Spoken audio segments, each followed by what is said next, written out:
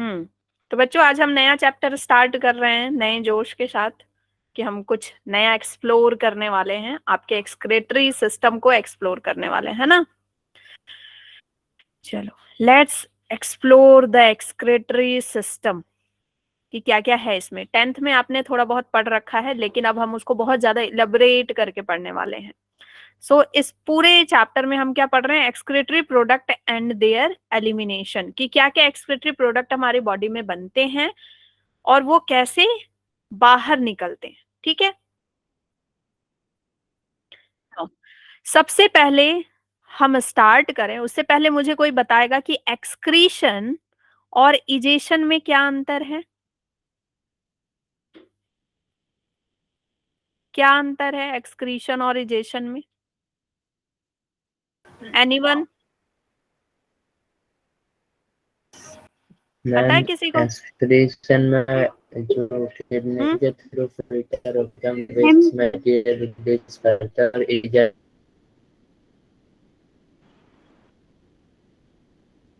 में हम faeces release ma'am करते हैं।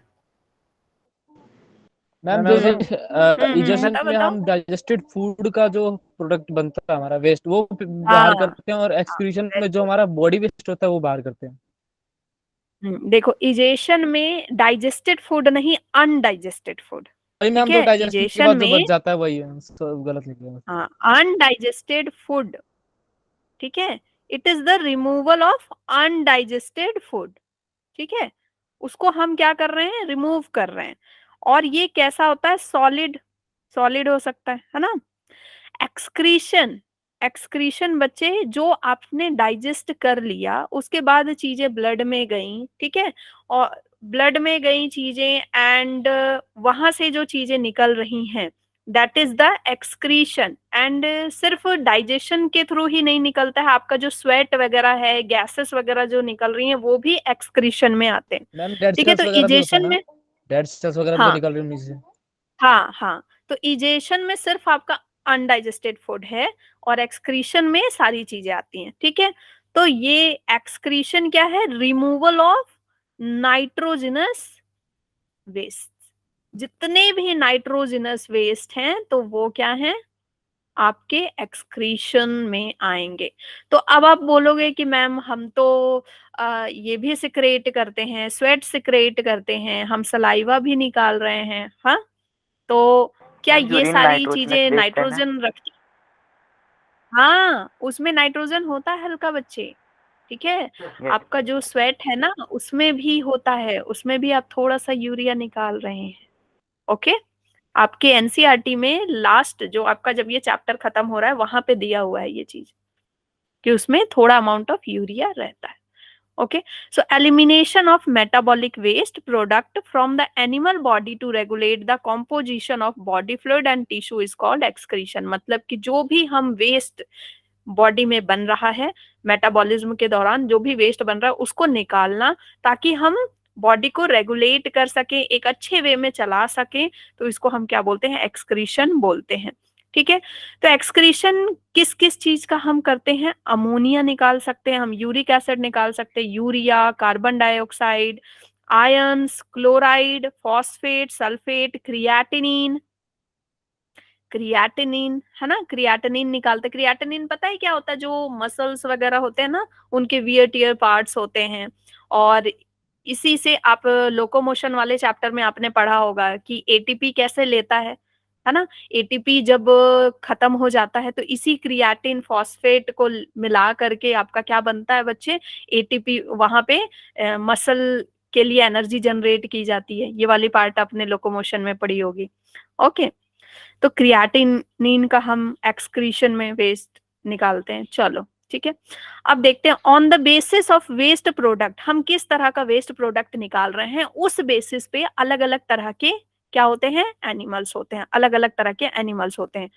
सबसे पहले एनिमल्स है अमोनोटेलिक। अमोनोटेलिक एनिमल कौन है, अमोनोटेलिक कौन है, वो है जो अमोनिया रिलीज करते हैं। क्या रिलीज करते हैं, अमोनिया। ठीक है, डायरेक्ट अमोनिया रिलीज करते हैं। कौन रिलीज करेगा ammonia, aquatic animal. A for ammonia, A for aquatic animal release करेंगे। क्यों एक्वेटिक एनिमल ही रिलीज करेंगे, हम क्यों नहीं कर सकते? इसलिए नहीं कर सकते बच्चे क्योंकि अमोनिया को क्योंकि वो रिलीज करने के लिए टॉक्सिस होता है। बहुत ज्यादा, हाँ बहुत ज्यादा पानी चाहिए, बहुत ज्यादा पानी चाहिए अमोनिया को रिलीज करने के लिए। This is very very toxic. तो अमोनिया को रिलीज कौन कर पाता है? जो दिन भर पानी में रहे, ठीक है। तो दिन भर जो पानी में रहेगा वही अमोनिया को रिलीज कर सकता है। तो कौन रिलीज कर सकता है? Aquatic animals, but not all the aquatic animals, ठीक है। तो एक्वेटिक एनिमल्स। और आपका क्वेश्चन आता है किससे? टेडपोल से। किससे आता है क्वेश्चन? टेडपोल से आता है कि टेडपोल अमोनोटैलिक होते हैं कि यूरियोटैलिक होते हैं। क्यों आता है क्वेश्चन? इसलिए क्योंकि फ्रॉग तो यूरिया एक्सक्रीट कर रहा है, फ्रॉग क्या निकाल रहा है? यूरिया। और लेकिन टेडपोल क्या निकाल रहा है? अमोनिया, ठीक है। तो मैंने आपको ब्रीदिंग वाले चैप्टर में पढ़ाया था बच्चे कि टेडपोल जो है किस तरह से ब्रीद कर रहा था? किस तरह से ब्रीद कर रहा था? फिशेस की तरह, मछलियों की तरह करता ना ब्रीद, गिल्स, गिल्स के थ्रू। तो वैसे ही ये मछलियों की तरह अमोनिया भी निकालता है, ठीक है। तो अब याद रहेगा, don't get confuse. And frog क्या निकालते बच्चे? यूरिया निकालते। जब ये एडल्ट हो जाते हैं तो ये यूरिया एक्सक्रीट करते हैं। क्यों? क्योंकि भाई ये हमेशा पानी में तो नहीं जाते हैं, ये सिर्फ रिप्रोडक्शन करने के लिए पानी में जाते हैं, ठीक है। So now ureotelic. यूरियोटैलिक कौन होते हैं? जो रिलीज करते हैं urea. Urea is less toxic than the ammonia. और यूरिया रिलीज करने वाले कौन आ जाते हैं बच्चे? मैमल्स होते हैं, ठीक है। अब यूरिया आता कहाँ से है हमारी बॉडी में? कहाँ से आया भाई यूरिया? देखो क्या है कि हमने हमने जो भी फूड खाया, ठीक है, जैसे मान लो प्रोटीन खाया, तो प्रोटीन खाया और उससे क्या बना बच्चे? प्रोटीन टूट करके अमाइनो एसिड बनता है, अमाइनो एसिड बनता है। अमाइनो एसिड कहाँ जाता है? ये आपके स्मॉल इंटेस्टाइन में माइक्रोविलाई ये सारे ले लिए, ये ब्लड में चला गया। अमाइनो एसिड कहाँ चला गया? ब्लड में चला गया। ये ब्लड के थ्रू सबसे पहले किसके पास जाता है? लीवर के पास जाता है। किसके पास जाता है? लीवर के पास। जो भी आपने डाइजेस्ट किया हुआ होता है ना वो पहले लीवर के पास जाता है। क्यों? लीवर चेक करेगा, liver is the check point. Liver check करेगा कि भाई सही चीजें जा रही है ना बॉडी में, है ना। आपने बहुत ज्यादा अल्कोहल ले लिया है तो वो क्या करेगा? वो उन सारे चीजों को वहीं पे, उसके पास क्या है? कफर सेल्स हैं, वो उन सारी टॉक्सिन्स को क्या कर देते हैं? मार देते हैं। आपको पता है लिवर के जो एंडोप्लाज्मिक रेटिकुलम होते हैं ना, उनके सेल क्या करते हैं? ठीक है, उन वो जो सेल्स होते हैं वो स्पेशली टॉक्सिन्स को हटाते हैं और इनके पास कफर सेल्स होते हैं। ओके, तो यहाँ पे लीवर क्या कर रहा है? अमोनिया को यूरिया में बदल रहा है। क्या कर रहा है ये? अमोनिया को यूरिया में बदल देता है, ठीक है। ये अमाइनो एसिड जाएंगे, जितना अमाइनो एसिड आपकी बॉडी के लिए जरूरत होगा उससे अलग अलग प्रोटीन बन जाएंगे बच्चे, और बाकी जो बच गया उसमें जो अमोनिया वाला पार्ट है, ठीक है, उस ग्रुप को ये क्या कर लेते हैं? उस ग्रुप को कन्वर्ट कर देते हैं किसमें? यूरिया में। किसमें कन्वर्ट कर देते हैं? यूरिया में। क्यों? क्योंकि अगर वो आपके बॉडी में गया तो हार्ट में डायरेक्ट, अब ये ब्लड हार्ट तक जाएगा तो हार्ट को नुकसान पहुंचा देगा, ठीक है। तो इसको यूरिया में बदला जाता है। तो यहां से क्वेश्चन आता है, ammonia is converted into urea by urea cycle, by urea cycle. और अगर ऑर्निथिन साइकिल भी लिखा है तो दोनों, बोथ ए एंड बी, ऐसे करके आपको ऑप्शन आता है। Urea cycle, ornithine cycle is same, ठीक है। Yes ma'am. एंड जो जो प्रोसेस है यूरियोटैलिक वाला, इसको हम क्या बोलते हैं? यूरियोटैलिज्म, यूरियोटैलिज्म, ठीक है। तो इसका एग्जांपल हो गया फ्रॉग, हो गया आपका। फिर ये सारे यूरिया रिलीज करेंगे, ओके, जो टेरेस्ट्रियल एरिया में ज्यादातर हैं, जो पानी वानी नॉर्मल रेंज में पानी जिनको मिल जाता है ना। यूरिकोटैलिक की बात करते हैं, ठीक है। यूरिकोटैलिक कौन है बच्चे? जो रिलीज करते हैं यूरिक एसिड। यूरिक एसिड, देखो नाम है एसिड, तो बच्चे क्या करते हैं? यूरिक एसिड है तो एसिड ज्यादा टॉक्सिक होगा, बट रॉन्ग। एसिड नाम है लेकिन टॉक्सिक कौन है ज्यादा? अमोनिया, ठीक है। And it is least toxic, ये बहुत ही कम टॉक्सिक होता है बच्चे, लीस्ट टॉक्सिक होता है, ठीक है। नहीं, urea, uric acid is least toxic. सबसे ज्यादा टॉक्सिक कौन है? अमोनिया। इसको रिलीज करने के लिए बहुत पानी चाहिए, एंड यूरिक एसिड को रिलीज करने के लिए बहुत कम पानी चाहिए। तो बर्ड्स और रेप्टाइल्स को आपने देखा है जल्दी पानी पीते हुए? सांप वगैरह को देखा है पानी पीते हुए जल्दी, या फिर बर्ड्स को, है ना। और बर्ड्स बहुत ज्यादा पानी पी के रख भी नहीं सकती ना अपने पास, क्योंकि फिर उनको उड़ना है, ठीक है। तो बर्ड्स और रेप्टाइल्स बहुत कम पानी पीती हैं एंड ये क्या रिलीज करती हैं, यूरिक एसिड रिलीज करती है। तो इनका इनका जो यूरिन होता है बहुत कॉन्सेंट्रेटेड होता है। इनका यूरिन कैसा होता है, अच्छा कभी हुआ है कि पार्टी वार्टी के लिए तैयार हुए और एकदम सिर पे या कपड़े पे ड्रेस पे बर्ड्स ने आके प्रसाद गिरा दिया हो, हाँ, चरणामृत गिरा दिया हो, कोलगेट लाइक। तो बच्चे वो जो कोलगेट लाइक गिरता है that is not the faeces, that is the urine. ठीक है, वो क्या है बच्चे, यूरिन है, कॉन्सेंट्रेटेड यूरिन। इनका यूरिन कैसा होता है, बिल्कुल थिक कोलगेट की तरह होता है ना, देखा है ना। Ma'am Samuel. Yes ma'am. हाँ, तो इनका जो यूरिन है वो कैसा होता है, कोलगेट की तरह होता है, थिक होता है। ठीक है, और ये क्या होते हैं, इस प्रोसेस को क्या बोलते हैं, यूरिकोटैलिज्म बोलते हैं। तो अगर आपको इस तरह से आए कि least toxic to highly toxic आपको सीक्वेंस में डालना है, तो आप ऐसे लिखेंगे, सबसे लीस्ट टॉक्सिक है uric acid, then urea, then ammonia. Okay, yes. Now अब ये सब तो हमने पढ़ लिया है, एक्सक्रेटरी ऑर्गन की बात करते हैं। ठीक है, एक्सक्रेटरी ऑर्गन बच्चे, चीफ एक्सक्रेटरी ऑर्गन कौन है, मेन आपका जो सबसे बड़ा है और जो मेन काम कर रहा है, दैट इज किडनी। ठीक है, दैट इज किडनी। ये क्या क्या निकालता है, यूरिया निकालेगा, क्रियाटिनिन निकालेगा, एक्सेस वाटर, तो एक्सेस वाटर आपका वेस्ट प्रोडक्ट में नहीं आएगा, यूरिया क्रियाटिनिन निकालेगा एंड ड्रग्स निकालेगा। जो आपने दवाइयां वगैरह खाई तो जितना यूज होना था वो हो गया, बाकी चीजें फेंकाएंगी ना, बाकी चीजें तो बाहर जाएंगी उसका पार्ट। ठीक है, तो ड्रग्स वगैरह। एंड एसेसरी कौन है, एसेसरी ऑर्गन कौन है बच्चे, एसेसरी ऑर्गन में आता है आपका लंग्स। लंग्स से क्या निकलता है, CO2। लिवर से बिलिरुबिन बिलीवर्डिन निकलता है ना। स्किन है, स्किन से आपका ऑयल निकल रहा है, स्वेट निकल रहा है। ठीक है, तो इन सारी चीजों में नाइट्रोजनस वेस्ट भी होता है, इन सारी चीजों में नाइट्रोजनस वेस्ट भी होता है। ठीक है, लीवर से बिलिरुबिन बिलीवर्डिन निकलता है, ये सब पता है ना, ये मैं पढ़ा चुकी हूँ, आपको मैम पता नहीं पढ़ाया है बिलिरुबिन कि वो हीमोग्लोबिन के अंदर है। बॉडी फ्लूइड एंड सर्कुलेशन में बच्चे आपने पढ़ा होगा कि लीवर में क्या होता है, आरबीसी जो है, आरबीसी जाता है और टूटता है, आरबीसी जाता है और आरबीसी टूट जाता है, उसका आयरन वाला पार्ट यूज कर लिया जाता है, क्योंकि iron is very important. Iron जल्दी डाइजेस्ट भी नहीं होता, उसको डाइजेस्ट करने के लिए आपको विटामिन सी भी चाहिए, है ना।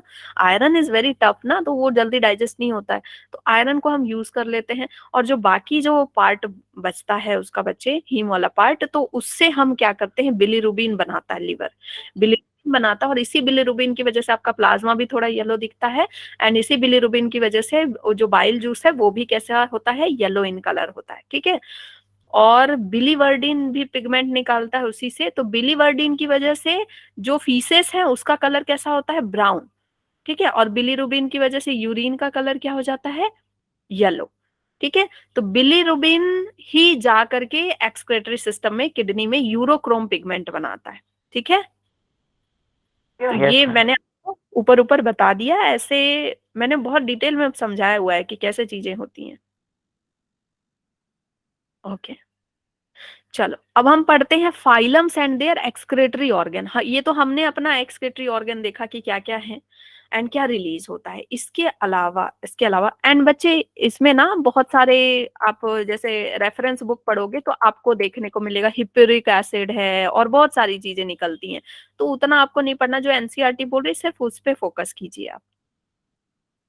ठीक है, फाइलम्स एंड एक्सक्रेटरी ऑर्गन, ये बच्चे यहाँ से क्वेश्चन आएगा। क्या क्वेश्चन आता है इसमें, मैच द फॉलोइंग आता है। ठीक है, मैच द फॉलोइंग आता है इससे। देखो, सबसे पहले पॉरीफेरा टू टेनोफोरा। मैं चाह रही हूँ कि आपका क्लास जल्दी मतलब आगे बढ़े, तो इसलिए जो मैंने पिछली क्लास में पढ़ाया हुआ उसको इरेज नहीं किया है। ठीक है, तो यहाँ से आपको मैं पढ़ाती हुई जाऊंगी, अगर लिखूंगी तो बहुत टाइम लगेगा, तो फिर आपका समय वेस्ट होगा। ओके, तो पॉरीफेरा टू टेनोफोरा तक कोई एक्सक्रेटरी ऑर्गन नहीं था, बेचारे गरीब थे, है ना, भगवान ने कोई एक्सक्रेटरी ऑर्गन दिया नहीं था, तो प्लाज्मा मेम्ब्रेन से ही सब रेस्पिरेशन, एक्सक्रीशन सब कुछ उसी से हो रहा था। प्लैटीहेल्मिन्थस जब आया तो भाई इसने भगवान से मांगा कि भगवान मुझे कुछ दे दो, तो भगवान ने इसको क्या दिया, फ्लेम सेल दिया। क्या दिया भगवान ने इसको, क्या दिया, फ्लेम सेल दिया। तो कैसे याद रखना है कि देखो, जब धरती बनी थी तो उस समय आग बहुत था ना, आग ही आग, गर्माहट ही गर्माहट, पता है कि नहीं, धरती पहले एक आग का गोला था, यस मैम। है ना, यस पता है ना। यस तो देखो पॉरीफेरा टीनोफेरा तक तो गरीब थे ये लोग, बिल्कुल कुछ नहीं मिला इनको, तो फिर इसने मांगा भगवान से कि मुझे कुछ दे दो। तो भाई भगवान क्या देंगे, वहां जो आग थी वही दे दिया इसको, है ना। आग की सेल बना के दे दी। तो याद रखना कि इनको क्या मिला, फ्लेम सेल मिला। और ऐसे भी याद रख सकते हो कि फ्लैट वर्म को कैसा मिला, flame cell. F for flat worm. Platyhelminthes में क्या आते हैं, फ्लैट, प्लेट लाइक फ्लैट, ये बिल्कुल चपटे होते हैं, ठीक है। तो फ्लैट है तो इनको क्या मिला, फ्लेम सेल मिला, मैम ठीक है। प्लेट प्लेट जो हाँ हाँ पोरीफेरा और टीनोफोरा है, मतलब इनका बॉडी कैविटी से होता है ना मैम, ओस्कुलम? हाँ हाँ, जो अब उनका वैसे ही होता है। उनके पास एक ही चीज, अरे आवाज क्यों मेरी गूंज रही है। हाँ, उनके पास एक ही चीज है, पानी जा रहा है निकल रहा है, एक ही सिस्टम है, बस उसी से सब कुछ होना है इनका। गरीब है बेचारे वो। एंड देन आप देखो कभी भी एक्सक्रीटरी ऑर्गन पढ़ना, रेस्पिरेटरी ऑर्गन पढ़ना या सर्कुलेटरी ऑर्गन पढ़ना, कुछ भी पढ़ना तो बिल्कुल लाइन से पढ़ना ऐसे, ठीक है। सारे फाइलम्स को लिख लो, उसके बाद जब पढ़ते जाओगे तो बहुत इजी हो जाएगा। और कहानियां बना के, जैसे मैं कहानियां बना के बता रही हूँ ना वैसे ही, ठीक है। तो फ्लेम सेल है तो कैसे याद रखना, ये आपका प्लेटीहेलमिन्थस है, उसके ऊपर क्या है, फ्लेम लगी हुई है। भगवान ने क्या दिया, फ्लेम की सेल देती कि भाई अभी आग है मेरे पास, यही रखो। ओके। फिर एस्केलमिन्थस आए, एस्केलमिन्थस आए, ठीक है। एस्केलमिन्थस की खास बात क्या है बच्चे, क्या है इसके पास खास बात पता है आपको। ये स्यूडोसिलोमेट होते हैं, है ना, स्यूडोसिलोमेट होते हैं ये आपने पढ़ा होगा कि बाकी तो भाई किसी के पास है या किसी के पास नहीं है, लेकिन इसके पास कैसा है, दिखावे वाला सीलोम होता है। तो चलो उसकी बात नहीं करते हैं। एस्केलमिन्थस में क्या आता है, राउंड वर्म्स आते हैं, है ना। यहाँ जो चपटा था अब वो कैसा हो गया, राउंड हो गया। राउंड वर्म है तो इसके पास क्या है, रेनेट सेल है। राउंड वर्म के पास क्या है, रेनेट सेल है, ठीक है। And this is very important, and flame cell is also important, ठीक है। एक्चुअली सारा इंपॉर्टेंट है, बट बस मैं ये बता रही हूँ कि इन सब से क्वेश्चन आया हुआ है पहले, इसीलिए। एनालिडा, एनालिडा की बात करते हैं तो एनालिडा के पास क्या है, नेफरीडिया। कैसे याद रखोगे, एनालिडा नेफरीडा, एनालिडा नेफरीडा, नेफरीडिया नहीं पढ़ के क्या पढ़ रहे हैं हम, एनालिडा नेफरीडा, एनालिडा नेफरीडा, ठीक है। ओके। हाँ, मोलस्का, मोलस्का के पास क्या है, मेटानेफ्रीडिया। मोलस्का के पास क्या है, मेटानेफ्रीडिया। इसके पास नेफ्रीडिया है तो मोलस्का क्या बोल रहा है, मेरे पास मेटा वर्जन है, ठीक है। फेसबुक का मेटा वर्जन है ना, फेसबुक क्या है, मेटा। हाँ, तो ये क्या बोल रहा है, मेरे पास नेफ्रीडा है, तो ये क्या बोल रहा है, मेरे पास मेटानेफ्रीडिया, ठीक है। और मेटानेफ्रीडा को हम क्या बोल रहे हैं, बोजानस ऑर्गन भी बोल रहे हैं और केबल्स ऑर्गन भी बोल रहे हैं, ठीक है। अलग अलग मोलस्का में इसका अलग अलग ऑर्गन हो जाता है, उतना डिटेल में आपको नहीं पढ़ना है। नाउ आर्थ्रोपोडा की बात करते हैं तो इसमें आर्थ्रोपोडा बहुत ही विशाल है ना, बहुत ज्यादा विशाल है। जितना भी आपका पॉपुलेशन है, डाइवर्सिटी जब हम पढ़ते हैं तो most of the part arthropoda ने लेकर के रखा है। तो आर्थ्रोपोडा में बहुत सारे इंसेक्ट आते हैं, तो उसमें 3 तरह का आपको एक्सक्रीटरी ऑर्गन देखने को मिलता है, ठीक है। तो याद कैसे रखोगे बच्चे, मैंने देखो ऐसे याद रखा था, आई होप कि शायद आपको भी ये हेल्प कर जाए। देखो आर्थ्रोपोडा नाम से क्या लग रहा है, अर्थ, अर्थ क्या नाम लग रहा है, अर्थ, ठीक है। अर्थ है, अर्थ में बच्चे ऊपर के लेयर को हम क्या बोलते हैं, क्रस्ट बोलते हैं, है ना। तो ये क्या है, coxal, C for crust, C for coxal. Earth के पास कॉक्सल है, ठीक है। अर्थ हमारा ग्रीन है, अर्थ हमारा ग्रीन है तो ग्रीन ग्लैंड है। एंड अर्थ के अंदर वाला लेयर क्या होता है, मेंटल लेयर। तो M for mantle, M for Malpighian tubule, ठीक है। मैंने ऐसे ही याद किया था तो मुझे याद रहता है कि कॉक्सल, आर्थो के पास क्या है, कॉक्सल, ग्रीन, फिर मेल्फिजियन ट्यूब्यूल्स है, ठीक है। याद रखना कि यहाँ पे मेल्फिजियन ट्यूब्यूल्स है, मेल्फिजियन बॉडी नहीं होगा, ठीक है। मेल्फिजियन बॉडी नहीं लिखेंगे आप, सिर्फ मेल्फिजियन ट्यूब्यूल्स ही लिखेंगे। अगर आ जाता है मेल्फिजियन ट्यूब्यूल्स, ट्यूब्यूल्स, मेल्फिजियन बॉडी, मेल्फिजियन कॉरप्सिकल्स, तो आपको लगेगा कि फिर कंफ्यूज हो जाएंगे, मेल्फिजियन तो याद किया था, आगे क्या था, ट्यूब्यूल्स, ठीक है। तो कॉकरोच के पास ना ऐसे ऐसे मेल्फिजियन ट्यूब्यूल्स होते हैं, 100 से 120, ठीक है। बहुत सारे मेल्फिजियन ट्यूब्यूल्स होते हैं, ओके। फिर है अकाइनोडर्माटा, ओके। अकाइनोडर्माटा से फिर से भगवान ने क्या किया, छीन लिया एक्सक्रीटरी ऑर्गन, ठीक है। क्या किया, फिर से छीन लिया कि नहीं यार बहुत हो गया, है ना। देखो आर्थ्रोपोडा को बहुत दे दिया, बहुत सारा अलग अलग तरह का दिया, तो देखा ये तो बड़े ही उत्पात मचा रहे हैं, तो एकाइनोडर्माटा से छीन लिया। तो इनका जो वेस्कुलर सिस्टम है, जिस वाटर सर्कुलेटरी सिस्टम है, उसी से ये क्या कर रहे हैं, एक्सक्रीशन भी कर रहे हैं, ठीक है, एक्सक्रीशन भी कर रहे हैं। तो जब भी आप ये पढ़ेंगे ना डाइवर्सिटी चैप्टर, जब भी आप पूरा फाइलम पढ़ेंगे तो आप देखेंगे कि पहले क्या हो रहा है कि भगवान ने पूरा भर भर के दिया, भगवान ने इनको पूरा भर भर के ऑर्गन दिया, और जहां पे उत्पात मच रही है ना तो भगवान ने बीच में किसी एक फाइलम से छीन लिया एंड देन फिर से दे दिया। ठीक है, तो फाइलम पढ़ना इज वेरी इंटरेस्टिंग, बहुत मजेदार चैप्टर, मुझे तो सबसे मजेदार चैप्टर लगता है वो, अगर आप उसको कहानी के थ्रू पढ़ते हैं तो। ओके, फिर है हेमिकोडाटा। हेमिकोडाटा से क्वेश्चन आता है बच्चे, इसके पास प्रोबोस्किस ग्लैंड होता है। क्या होता है? प्रोबोस्किस ग्लैंड होता है, एंड इसके पास, इसके बाद जो भी है सबके पास क्या है? किडनी है।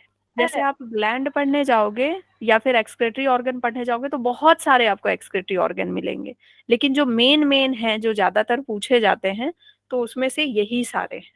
अगर आप पढ़ने जाओगे तो आपको आर्थ्रोपोडा में बहुत सारे मिलेंगे, ये सिर्फ 3 नहीं मिलेंगे, आपको बहुत सारे मिलेंगे, मुझे लगता है 10-12 मिल जाएंगे आपको।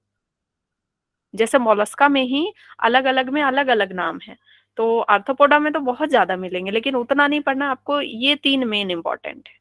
ठीक है, चलो ये मैं बताऊंगी आपको नेक्स्ट क्लास में प्रोटोनेफ्रिडिया का। मैम प्लेटिहेल्मिंथीन और कॉर्डेटा में है, सर्च किया था, अभी मिल गया। एक चीज बोलूं, अगर आप गूगल में सर्च कर रहे हैं तो गूगल में बहुत सारे गलत आंसर भी होते हैं। ठीक है, गूगल में बहुत सारे गलत आंसर होते हैं। उसमें कोई मेरा आंसर मिलता ही नहीं, ढूंढते रहता, मिलता ही नहीं कभी। हाँ, बहुत सारे गलत आंसर भी होते हैं, तो आपको ना हर जगह अलग अलग मिलेगा। चलो ठीक है, human excretory system, human excretory system की बात करते हैं। तो एक्सक्रीटरी सिस्टम में हम क्या पढ़ने वाले हैं बच्चे? पूरा हमारा किडनी पढ़ने वाले हैं। तो किडनी में क्वेश्चन क्या आएगा? देखो, एक बहुत ही सिंपल सा क्वेश्चन आता है जहां पे बच्चे गलत कर देते हैं।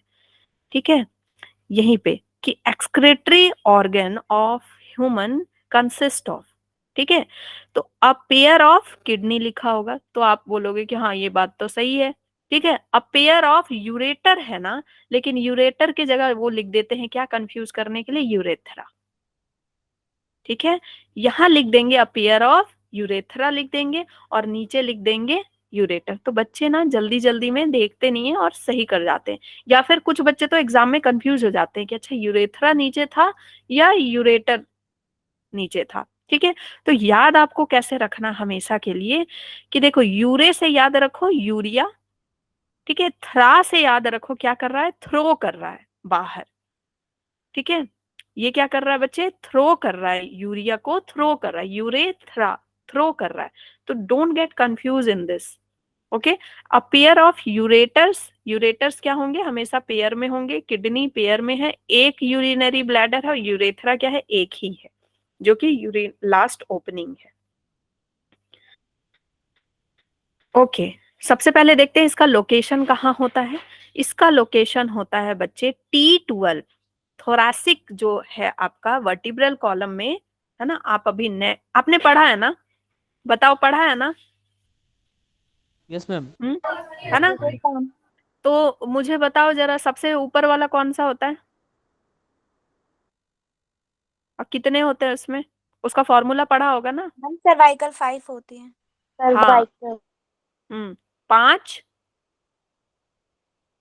5 12, फिर 7 5 12 7 7। भाई इसका फॉर्मूला है ना, सर्वाइकल है, फिर क्या है, थोरासिक है, फिर आपका क्या है, लंबार है। लंबार कितना होता है बताओ? फिर सैक्रल है, फिर आपका कॉकीक्स है। 5 12 7 7 7 तो नहीं होता है, 26 होते हैं टोटल एडल्ट में। बच्चों में कितना होता है, 33 होता है, जो कि जाके फ्यूज कर जाता है। ये 5 होता है पक्का? हम पूछ क्या रहे हो, बोन्स के बारे में पूछ रहे हो क्या? बोन्स का पूछ रही हूँ।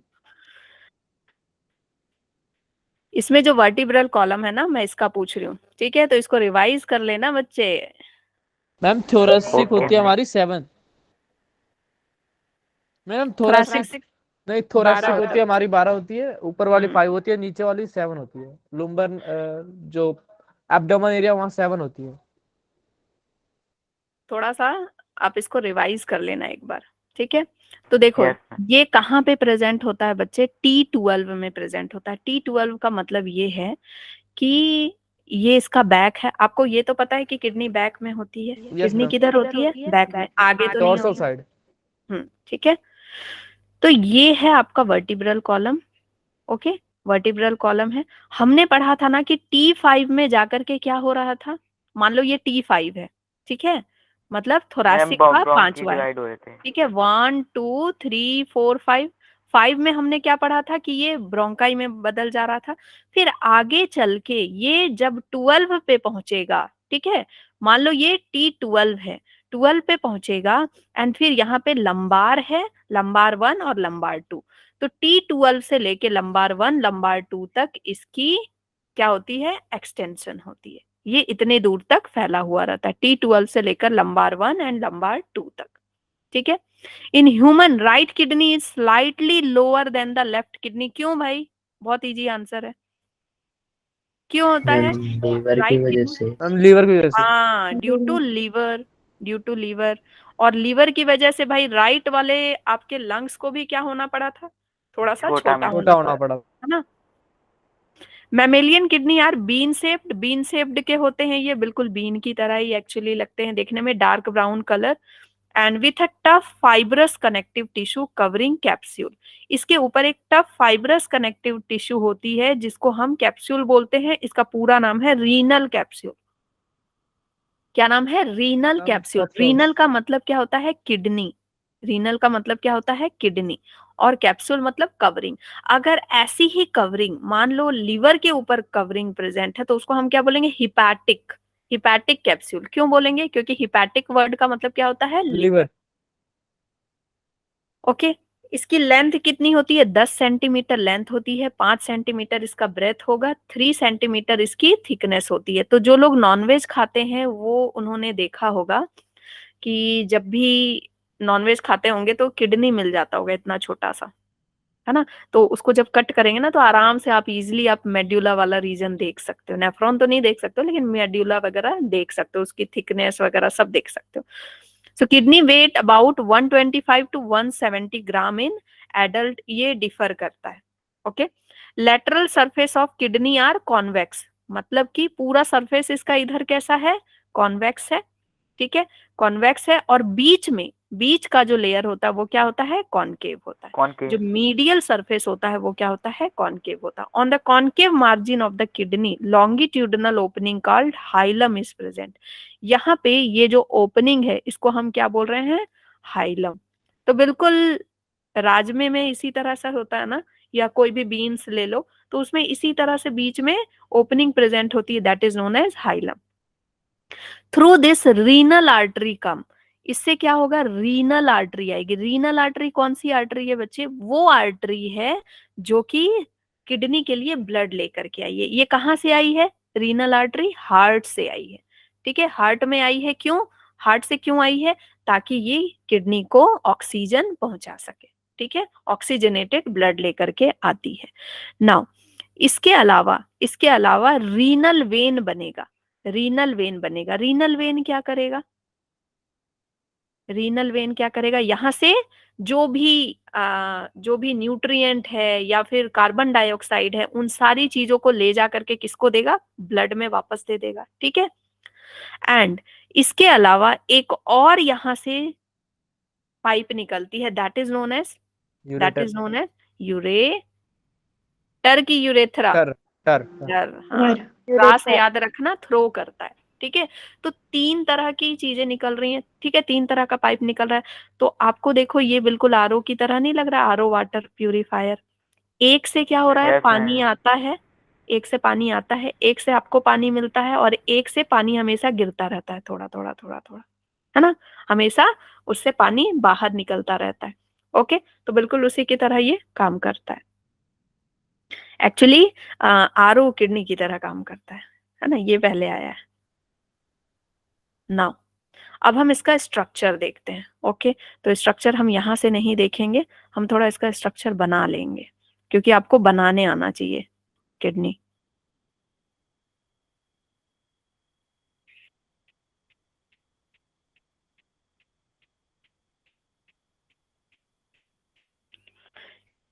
ये वाले चैप्टर में बच्चे, ये वाले चैप्टर में आपको बहुत सारा डायग्राम दिया है और आपको वो डायग्राम आने चाहिए बनाने।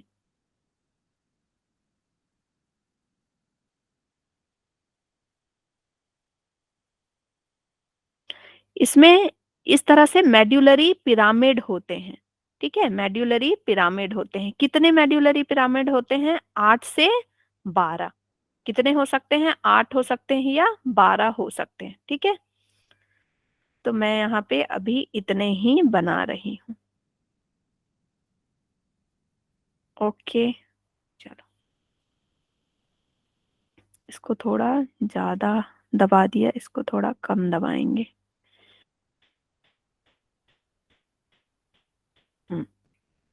ओके, ये वाला पार्ट क्या है हमारा? कॉर्टेक्स। ये क्या है? Cortex. Cortex. Okay, outer part हमेशा कॉर्टेक्स ही होता है।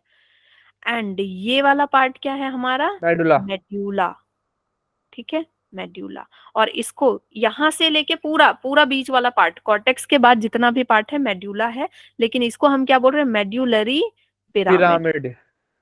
पिरामिड, ठीक है। ये कितने होते हैं? 8 से 12 होते हैं। 8 से 12 इन नंबर, साइज नहीं सोच लेना, इन नंबर, ठीक है। और ये वाला पार्ट जो है आपका, ये पूरा पार्ट आपका क्या हो गया? मेड्यूला हो गया। पूरा पार्ट नीचे तक क्या हो गया? मेड्यूला हो गया। ओके, अब ये जो मेड्यूला है यहां तक इस तरह से, इसमें इस तरह से ये प्रेजेंट होता है मेड्यूला, ठीक है। अब ये वाला पार्ट आप देख रहे हो नीचे का, नीचे का ये वाला पार्ट ये ऐसे है, आकर के पतला हो गया है ना। इसको हम क्या बोलते हैं? कैलिक्स। इसको हम क्या बोलते हैं? कैलिक्स। बहुत ज्यादा डिटेल में जाओगे तो हम क्या बोलेंगे? ये ऊपर वाले को क्या बोल देंगे? Major calyx, major calyx. और नीचे वाला जो नैरो हो गया है इसको हम बोलेंगे माइनर कैलिक्स, माइनर कैलिक्स, ठीक है। और ये आकर के कहाँ पे मिल रहे हैं? रीनल पेल्विस में, रीनल पेल्विस में मिल रहे हैं, ठीक है। ये जो एरिया है इसको हम रीनल पेल्विस बोल रहे हैं। अब देखो क्या है कि कॉर्टेक्स आपका यहाँ यहाँ पे है, ये कॉर्टेक्स बीच बीच में यहाँ भी प्रेजेंट है ना, यहाँ पे प्रेजेंट। ये कॉर्टेक्स देखो, ये मेड्यूला पिरामिड के बीच में भी है, ठीक है। तो इस रीजन को हम क्या बोलते हैं? इस रीजन को हम बोलते हैं कॉलम, कॉलम ऑफ बर्टीनी। क्यों बोलते हैं? क्योंकि बर्टीनी नाम के साइंटिस्ट ने इसको खोजा था, ठीक है। बर्टीनी नाम के साइंटिस्ट ने खोजा था। मान लो अगर इसको किसी इंडियन ने खोजा होता और उसका नाम होता चिंटू, तो क्या होता है इसका नाम? Column of column, Chintu. है ना। तो कितना बेकार लगता नहीं देख सुनने में, है ना? तो ये थोड़ा सा ठीक लग रहा है कि हाँ किसी ऑर्गन का नाम है, किसी पार्ट का नाम है। So this is column of बर्टीनी। चलो मैं तुमको एक बात बताती हूँ कि ये एक ट्रिक है, जैसे जब कॉलेज के एग्जाम वगैरह देते हैं ना तो नाम याद नहीं रहते हैं बहुत सारे साइंटिस्ट के, क्योंकि उसमें आपको अगर एक डेफिनेशन देना है तो सिर्फ आप, you can't right only the definition, single definition. आपको बहुत सारे साइंटिस्ट के नाम लेकर के, लेखक के नाम लेकर के बताना होता है कि इसका डेफिनेशन इन्होंने क्या दिया था, इन्होंने क्या दिया था, इन्होंने क्या दिया था, मतलब पूरा एक पेज तो भरता है सिर्फ उसी से। तो उसमें जब नाम याद नहीं आता मुझे नाम नहीं याद आते थे तो मैं क्या करती थी, कुछ भी मतलब इंडियंस नेम भी लिख देती थी, हाँ, या फिर कुछ भी नाम बना के कि भाई जो चेक कर रहे हैं तो उनको भी तो शायद नाम याद नहीं होगा ना, सारा सारा नाम तो किसी को याद नहीं होता, तो कुछ भी, है ना। डॉक्टर रमेश ने रमेश के अनुसार, डॉक्टर जॉन के अनुसार, तो ये सही चलता है। तो वही नाम से मुझे याद आया कि ये सब तुम लोग नहीं करना, ये सब चालाकियां पढ़ के जाना। ओके, तो बच्चे ये है क्या? Renal pelvis. यहाँ देखो हो क्या रहा है कि यहाँ पे होगा आपका नेफ्रॉन, ठीक है। यहाँ पे ऐसे होगा आपका नेफ्रॉन। दो तरह का नेफ्रॉन होता है बच्चे, दो तरह का नेफ्रॉन होता है, ठीक है। अभी हम पढ़ेंगे। ये नेफ्रॉन से पूरा यूरिन कलेक्ट होगा और यूरिन कलेक्ट हो करके कहाँ आएगा? इधर से आ करके इधर आएगा, कैलिक्स में, ये कैलिक्स से निकल जाएगा। पेल्विस, हाँ, पेल्विस से यूरेटर। ठीक है। हाँ, अब देखो ये है आपका हार्ट, ठीक है। हार्ट ने भेजा ऑक्सीजनेटेड ब्लड, हार्ट ने क्या क्या भेजा, ऑक्सीजनेटेड ब्लड। किसके थ्रू भेजा बच्चे, आर्टरीज वेन के से। थ्रू। ठीक है, ये तो था एओर्टा था, एओर्टा किस में डिवाइड हो गया, एओर्टा किस में डिवाइड हो गया, आर्टरी में डिवाइड हो गया। ठीक है, ये क्या बन गया, आर्टरी बन गया। तो ये आर्टरी आई इसके अंदर, इस आर्टरी का क्या नाम है, रीनल आर्टरी, रीनल आर्टरी आई। ठीक है, क्योंकि उसको तो बहुत सारे आर्टरी बनाने होते हैं ना, कोई किडनी के कोई लिवर के पास जाएगी, कोई स्टमक के पास जाएगी। ओके, तो ये रीनल आर्टरी बच्चे अंदर चली गई। अब ये रीनल आर्टरी अंदर जाके किस में बदल रही है, आर्टेरियोल में। यस बोलो मैम, वीन और वीना कावा में क्या डिफरेंस है? क्या वीन और वीना कावा। बच्चे, वेन तो मतलब देखो, ये वाला चीज आपने ब्लड सर्कुलेटरी सिस्टम में नहीं पढ़ा है। देखो मैं बता देती हूँ आपको, ये है आपका हार्ट। ठीक है, हार्ट है, हार्ट से पहले निकल रही है एओर्टा। ओके, सबसे मोटी एओर्टा डिवाइड हुई, ये किस में बदल गई, आर्टरी में। ओके, ये है आपका एओर्टा, आर्टरी में बदली। आर्टरी किस में डिवाइड होगी, पतली पतली आर्टेरियोल्स में। किस में बदलेगी, आर्टेरियोल्स में। किस में बदल रही है, आर्टेरियोल्स में बदल रही है। अब ये आर्टेरियोल्स आगे जाके किस में बदल रही है बच्चे, कैपिलरीज में। किस में बदल रही है, कैपिलरी में। ठीक है, अब यहाँ देखो, ओहो, यहाँ अब क्या होगा, यहाँ पे ये दोनों मिलेंगे, यहाँ पे ऑक्सीजनेटेड ब्लड है, यहाँ एक एक सेल से ये जुड़े हुए हैं। जैसे आपने उसमें देखा था ना, एल्वियोलाई से जुड़े हुए थे, तो वैसे ही एज्यूम करो ये एल्वियोलाई से जुड़े हुए हैं। ठीक है, तो ऑक्सीजन ले लिया और CO2 दे करके, है ना, एक एक सेल से जुड़े हुए। अब ये सारे मिल करके, ये सारे मिल जाएंगे सारे कैपिलरीज, और क्या बनाएंगे आपके, जैसे उधर आर्टेरियोल बना था तो इधर क्या बनेगा, वेनियोल। इधर क्या बनेगा, वेनियोल। अब ये वेनियोल क्या बनाएंगे बच्चे, वेन्स। क्या बनाएंगे, वेन्स। ओके, और ये वेन्स आगे जा करके क्या बनाएंगे, मोटे मोटे वेना कावा। ठीक है, क्या बना रहे हैं, ओके मैम। Vena cava. समझ गए, ये क्या बना रहे हैं, वेना कावा। तो अगर ऊपर से आ रहा है तो सुपीरियर वेना कावा, नीचे से आ रहा है ब्लड तो इंफीरियर वेना कावा। समझ गए, तो वेना कावा से Yes, ही ma'am. वेन से निकला है। ओके, तो ये आपका रीनल पेल्विस है। तो ये आ गया, सॉरी, रीनल आर्टरी है। रीनल आर्टरी अंदर जा करके बच्चे किस में बदल गया, आर्टेरी ओल में बदल गया, ताकि एक एक सेल तक ये जा सके। ठीक है, तो ये आकर के इसके सेल के पास जाएगा। इसका सेल क्या है, किडनी का सेल। किडनी का सेल इज नेफ्रॉन। ठीक है, तो ये जा करके अब यहाँ जाएगा।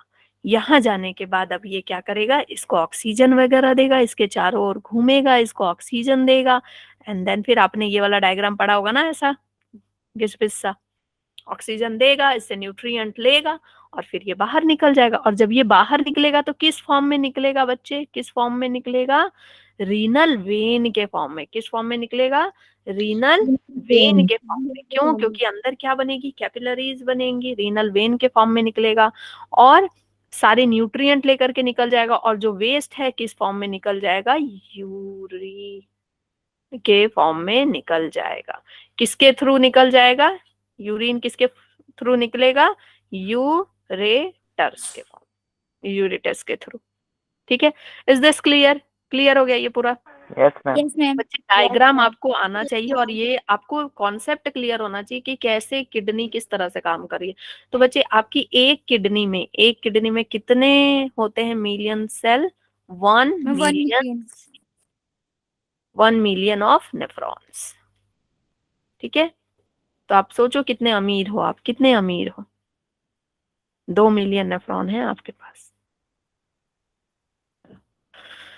ओके, तो ये सारी चीजें हम पढ़ चुके हैं। अब हम पढ़ते हैं फंक्शन ऑफ किडनी। फंक्शन क्या है किडनी का, ये एक्सक्रीट करता है नाइट्रोजनस वेस्ट को, पीएच बैलेंस करता है, ओके।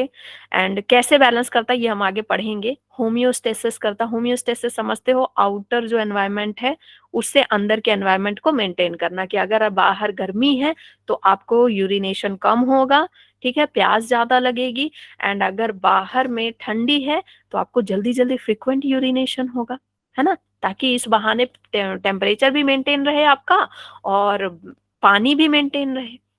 और जब आप बहुत ज्यादा पानी पीते हैं तो बार बार जाना पड़ता है। हाँ, तो इस तरह से होम्योस्टेसिस मेंटेन करके रख रहा है, सॉल्ट को बैलेंस करके रखता है। अगर ज्यादा ही सॉल्ट है तो उसको निकालेगा, कम सॉल्ट है तो उसको रीअब्जॉर्ब कर लेगा ताकि आपको चक्कर ना आ जाए। बीपी को रेगुलेट करता है, अगर सॉल्ट बैलेंस है तो बीपी रेगुलेट रहेगा आपका, है ना।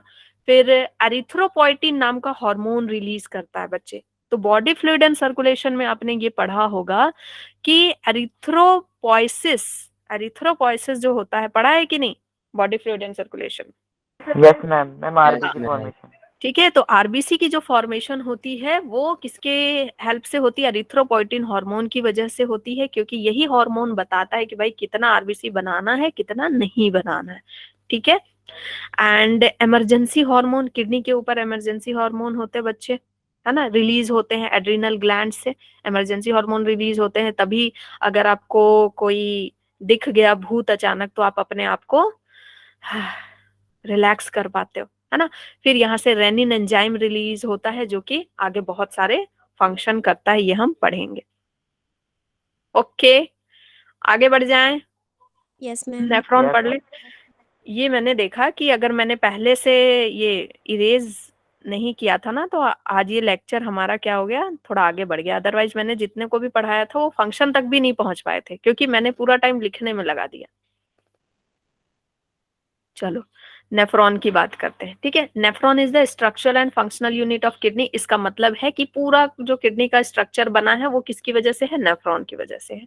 जो फंक्शन किडनी कर रहा है दैट इज एक्सक्रीशन, वो एक्चुअली में कौन कर रहा है, आपका नेफ्रॉन कर रहा है। मिलियंस ऑफ नेफ्रॉन मिल करके बेचारे छान रहे हैं, दिन रात छान रहे हैं, और वो किसका नाम हो रहा है, किडनी का नाम हो रहा है ना, किसका नाम हो रहा है, किडनी का नाम हो रहा है। देखो बहुत सारे जैसे स्कूल का आप लो, तो स्कूल में बहुत सारे लोग काम कर रहे हैं, है ना, स्कूल में टीचर्स है, नॉन टीचिंग स्टाफ है, बच्चे दिन रात मेहनत कर रहे हैं, लेकिन फिर फाइनली नाम किसका होता है, जब कुछ अच्छा होता है तो पूरा स्कूल का नाम होता है ना।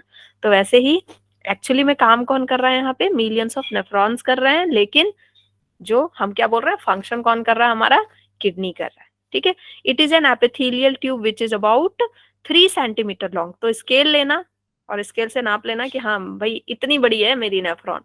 okay, now 20 to 60 millimeter in diameter and each kidney has about 1 million nephron in human, ये हम पढ़ चुके हैं, ठीक है।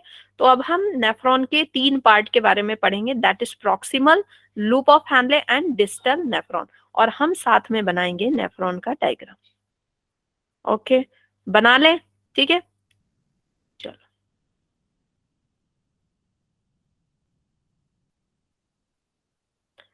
पेशेंस है ना। Yes ma'am.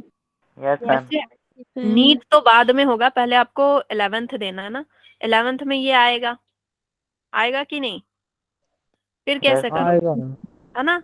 तो आपको डायग्राम बनाने आने चाहिए, और याद रखना एक बात कि भले आपसे टीचर पूछे या ना पूछे, मतलब क्वेश्चन में दिया हो या ना दिया हो, डायग्राम जरूर बना देना, तो मार्क्स ज्यादा मिलेंगे। और अगर आंसर नहीं आता है तब तो डायग्राम जरूर बनाना, तो टीचर को क्या लगेगा, वाह बहुत अच्छा कॉन्सेप्ट क्लियर है बच्चे का, बस लिख नहीं पाया बच्चा, ठीक है। ये हो गया, ये आपका नेफ्रॉन का ऊपर ऊपर पार्ट हो गया। इधर से बच्चे आता है, कौन आता है, एफेरेंट आर्टेरियोल।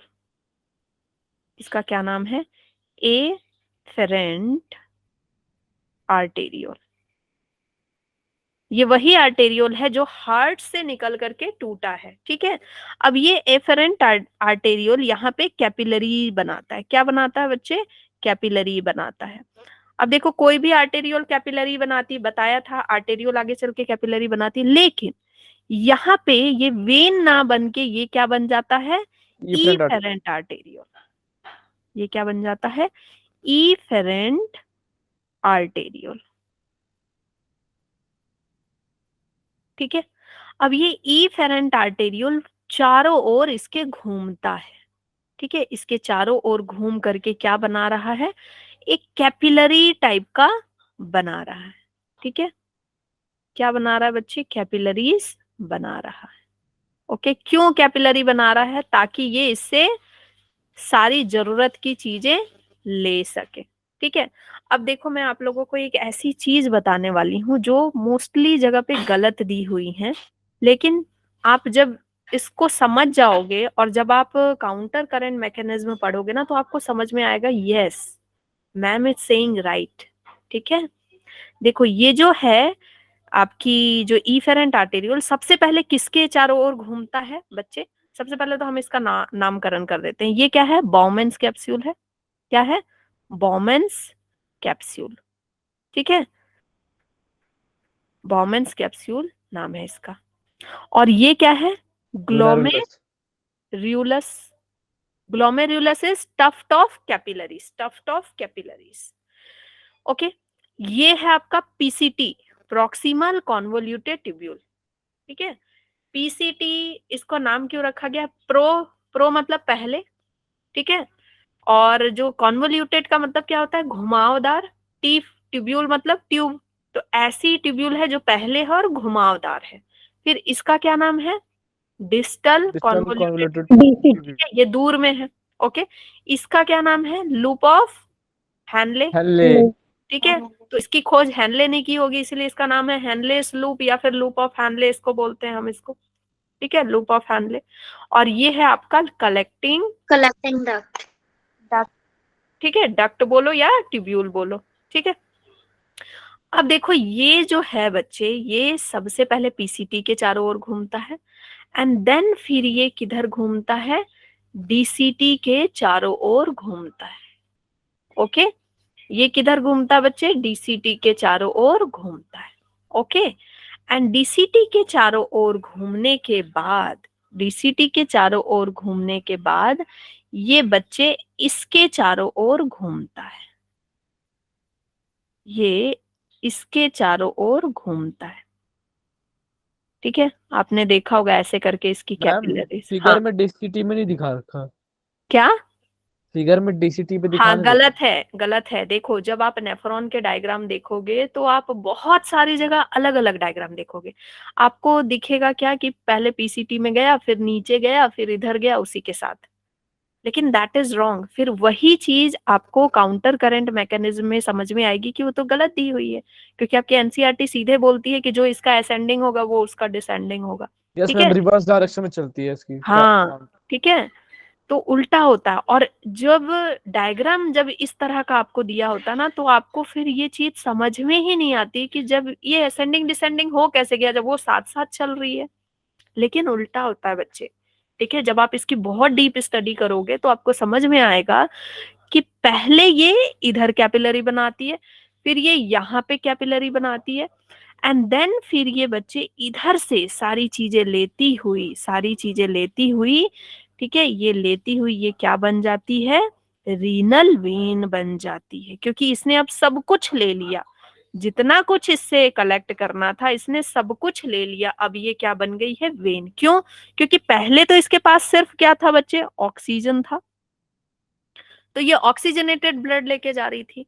अब क्या है, ये अब इसके पास सारे न्यूट्रिएंट वगैरह सब कुछ अब्जॉर्ब कर लिया इसने, ग्लूकोज, ये अमाइनो एसिड वगैरह, विटामिन वगैरह सब अब्जॉर्ब कर लिया।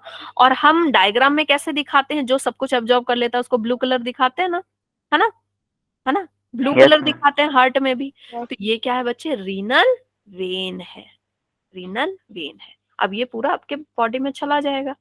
ओके, तो याद रखना कि जो भी इफेरेंट आर्टेरियोल आपके पीसीटी और डीसीटी के चारों ओर घूमती है उसको क्या बोलते हैं, पेरीट्यूब्यूलर, पेरीट्यूब्यूलर कैपिलरीज।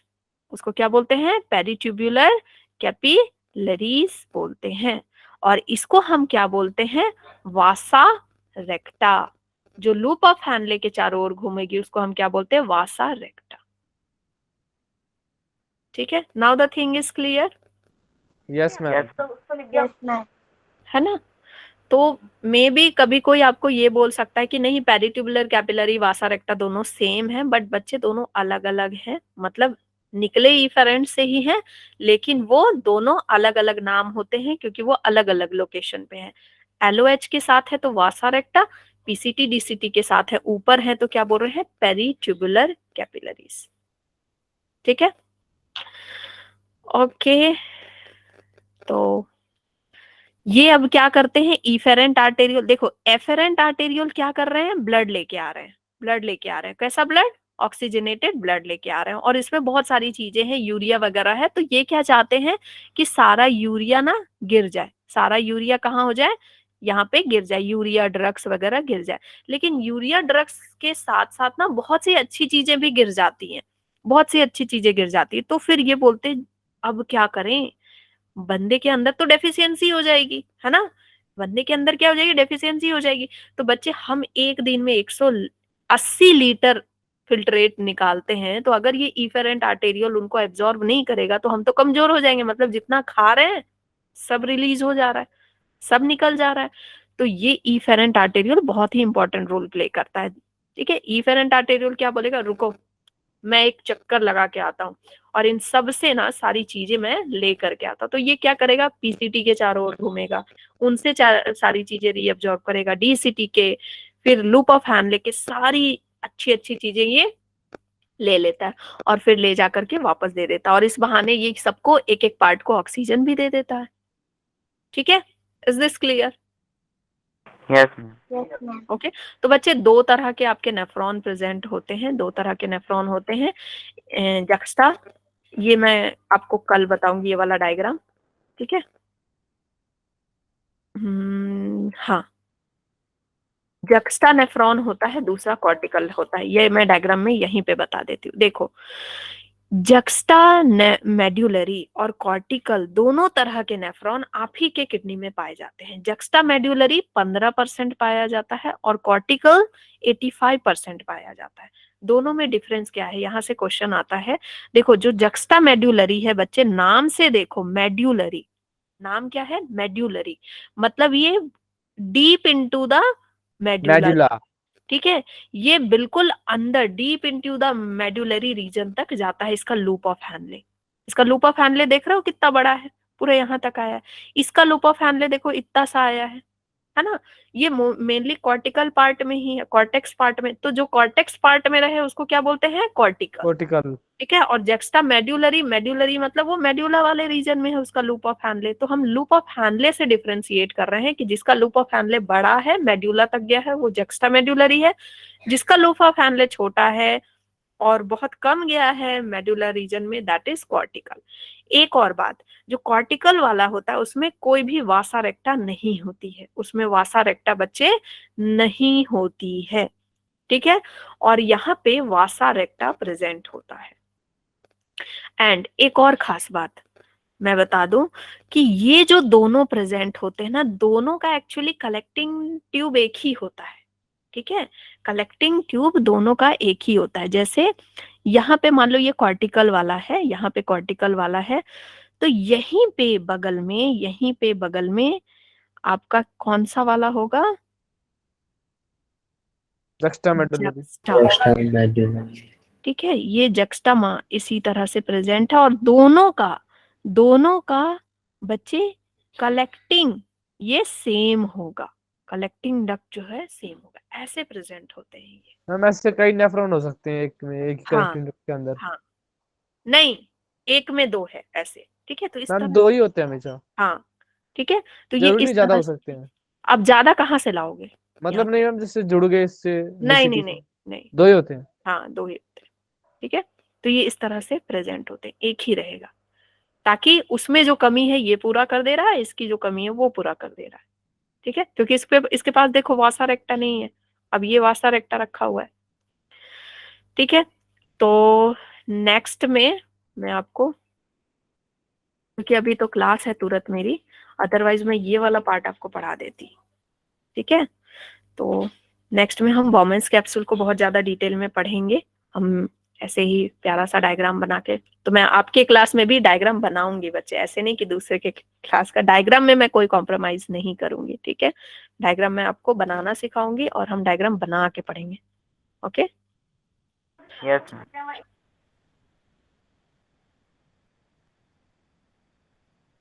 और थोड़ा क्लास पहले ज्वाइन कर लिया करो ताकि हम थोड़ा ज्यादा समय दे सकें क्लास को, ठीक है? क्योंकि इसके बाद तुरंत मेरी क्लास होती है तो मैं आपको ज्यादा टाइम नहीं दे पाती हूँ। अदरवाइज मैं एक क्लास मेरी 1.5 घंटे की अभी चल रही है, मैं ज्यादा बच्चों को पढ़ा रही हूँ। तो आप थोड़ा पहले ज्वाइन कर लेंगे तो हम क्लास जल्दी स्टार्ट कर देंगे। ओके, एंड जो भी बच्चे इंटरेस्ट होंगे मुझे बता दीजिएगा। 2 बजे से मेरी एक्स्ट्रा क्लास रहेगी इसकी केमिकल कंट्रोल वाली, थर्सडे एंड संडे। तो जो भी इंटरेस्टेड होंगे वो पढ़ लीजिएगा आके। टाइमिंग कितनी है? 2 बजे से। हम केमिकल 22 चैप्टर।